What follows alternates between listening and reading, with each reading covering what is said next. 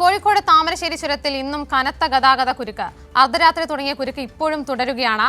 വാർത്തയുടെ വിവരങ്ങളുമായി മേഘ കൂടി ചേരുന്നുണ്ട്. മേഘ, തിരക്ക് നിയന്ത്രിക്കാൻ സാധിച്ചിട്ടുണ്ടോ? വാഹനങ്ങളെ മാറ്റാൻ സാധിച്ചിട്ടുണ്ടോ? എന്തൊക്കെയാണ് കൂടുതൽ വിവരങ്ങൾ?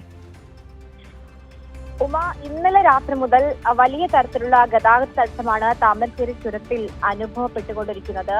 7ാം വളവിൽ ടൂറിസ്റ്റ് ബസ്സും 7ാം വളവിന് താഴെ ഒരു ലോറിയുമാണ് ബ്രേക്ക് ഡൗൺ ആയി കിടന്നത്. ഇതേ തുടർന്നാണ് വലിയ തരത്തിൽ ഗതാഗത തടസ്സം ഉണ്ടായിരിക്കുന്നത്. ഒരു വാഹനങ്ങൾ, അതായത് ഒരു ഭാഗത്തു കൂടി ചെറിയ വാഹനങ്ങൾ കടത്തിവിട്ടുകൊണ്ടിരിക്കുകയാണ്. വലിയ വാഹനങ്ങൾ ഒരു കാരണവശാലും ഈ ചുരം വഴി യാത്ര ചെയ്യാൻ പാടില്ല എന്ന നിർദ്ദേശം നൽകിയിട്ടുണ്ട്. എന്നാൽ ആ നിർദ്ദേശം അവഗണിച്ചുകൊണ്ടും വലിയ തരത്തിലാണ് ഇപ്പോൾ വലിയ ഹെവി വാഹനങ്ങൾ ഈ ചുരം വഴി കടന്നു പോകാനുള്ള ഒരു ശ്രമം നടത്തിക്കൊണ്ടിരിക്കുന്നത്. ഈ മുന്നറിയിപ്പ് എല്ലാ തരത്തിലും അവഗണിച്ചുകൊണ്ട് കണ്ടെയ്നറും ഒക്കെ തന്നെ ഈ യഥേഷ്ടം ചുരം കയറുന്ന ഒരു സാഹചര്യമാണ് നിലവിൽ ഉള്ളത്.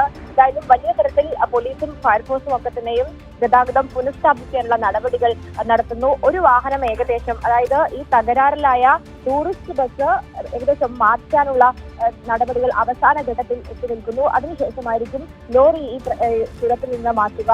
ഉമ, ശരി, മേഘ മാധവനാണ് വാർത്തയുടെ വിവരങ്ങൾ പങ്കുവച്ചത്.